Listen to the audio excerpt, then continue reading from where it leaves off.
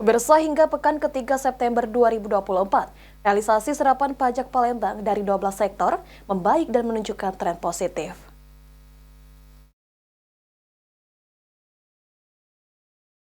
Diungkapkan oleh Kepala Badan Pendapatan Daerah atau Bapenda Kota Palembang, Raymond Lauri, realisasi serapan pajak daerah di Kota Palembang dari 12 sektor pajak hingga pekan ketiga September 2024 sudah hampir menyentuh angka 75% dari total target di angka 1.148.527 juta rupiah atau sudah sesuai dengan target.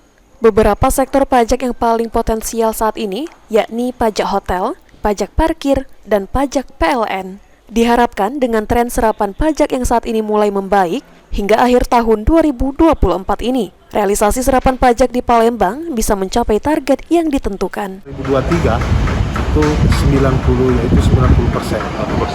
Sejauh ini untuk realisasi pajak secara keseluruhannya gimana, Pak? Ya, untuk realisasi 12 pajak, penerimaan pajak, alhamdulillah itu sudah mendekati angka 75%.